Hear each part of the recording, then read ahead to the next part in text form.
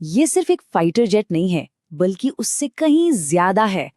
पाकिस्तान का F-16 ये एक ऐसा हथियार है जो दोस्तियां भी करवाता है, दुश्मनी को भी हवा देता है और दो सुपर पावर्स को एक दूसरे के खिलाफ खड़ा कर देता है।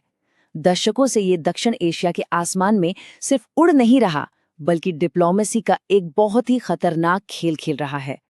हाल ही में अमेरिका ने एक बहुत बड़ा फैसला लिया है। उन्होंने पाकिस्तान के पुराने F-16 बेड़े को एक नई जिंदगी देने के लिए लगभग $700 मिलियन का एक बहुत बड़ा पैकेज अप्रूव किया है। अब ये कोई छोटी मोटी रकम नहीं है और इस एक फैसले ने, आप कह सकते हैं, जियोपॉलिटिक्स में हलचल मचा दी है।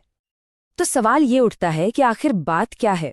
एक पुराने जेट के मेंटेनेंस पर इतना हंगामा क्यों हो रहा है?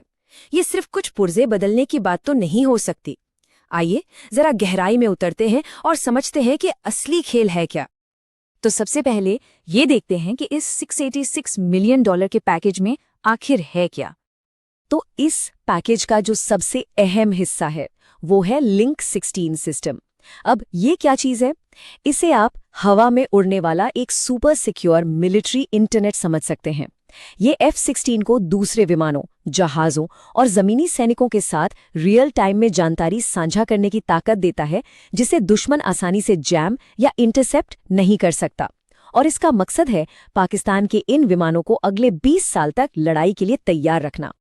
तो अमेरिका दुनिया को क्या बता रहा है? मतलब वो ये डील कर क्यों रहे हैं?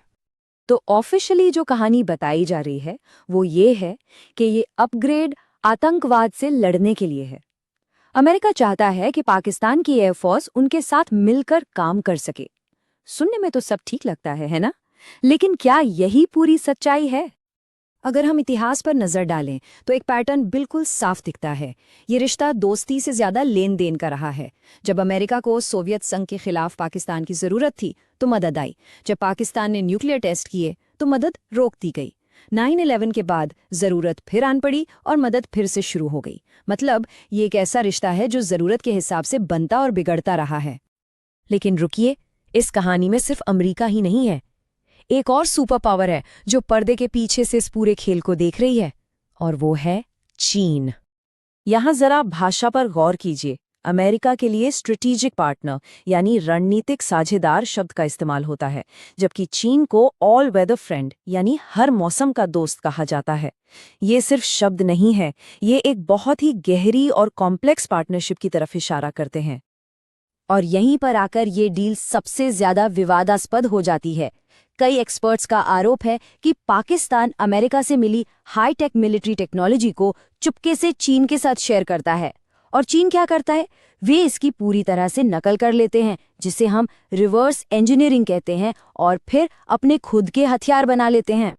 तो ये एक ऐसी व्यवस्था बन गई है जिससे दोनों को फायदा होता है। पाकिस्तान को एडवांस्ड अमेरिकी टेक्नोलॉजी मिल जाती है और चीन को उस टेक्नोलॉजी को स्टडी करने और कॉपी करने का मौका मिल जाता है। और नतीजा? JF-17 फाइटर जेट और बाबर क्रूज मिसाइल जैसे हथियार जो कथित तौर पर अमेरिकी टेक्नोलॉजी की मदद से बने हैं। इससे चीन पश्चिम के साथ अपनी टेक्नोलॉजिकल रेस में तेजी से आगे बढ़ता है। अब ये सब सिर्फ जासूसी और डिप्लोमेसी का खेल नहीं है। इन विमानों का इस्तेमाल असल जंग के मैदान में होता है और इसके नतीजे काफी खतरनाक हो सकते हैं। और यहीं पर कहानी दो हिस्सों में बट जाती है। एक तरफ अमेरिका का दावा है कि ये जेट्स सिर्फ आतंकवादियों से लड़ने के लिए हैं, और दूसरी तरफ भारत से लगातार ऐसी रिपोर्टें आती हैं कि इन्हीं विमानों का इस्तेमाल उनके खिलाफ किया गया है। सच क्या है? देखिए, अमेरिका को भी इस खतरे का अंदाजा है। ऐसा नहीं है कि वो अनजान है। उन्होंने काफी कड़े नियम बनाए हैं, जैसे कि पाकिस्तान को देश से बाहर किसी भी ऑपरेशन के लिए पहले इजाजत लेनी होगी और हर 6 महीने में इन विमानों की गिनती होगी। पर सवाल वही है, क्या ये नियम काफी हैं? तो अब तक हम समझ चुके हैं कि F-16 सिर्फ एक विमान नहीं है। ये पाकिस्तान की पूरी विदेश नीति का एक जीता जागता सिंबल है। एक ही समय में 2 नावों की सवारी करना। और हमें ये भी नहीं भूलना चाहिए कि F-16 अपने आप में कितना जबरदस्त विमान है। ये सुपरसोनिक है, किसी भी मौसम में लड़ सकता है और कई तरह के मिशन को अंजाम दे सकता है। और यही वजह है कि ये अमेरिका, पाकिस्तान और चीन तीनों के लिए इतना कीमती है। तो ये है पाकिस्तान की पूरी रणनीति।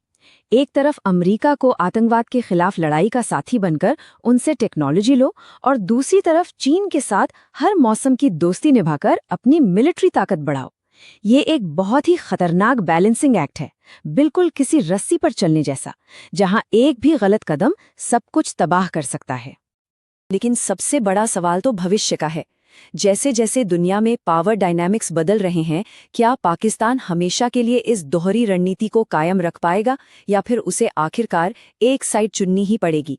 ये एक ऐसा सवाल है जिसका जवाब सिर्फ आने वाला वक्त ही देगा।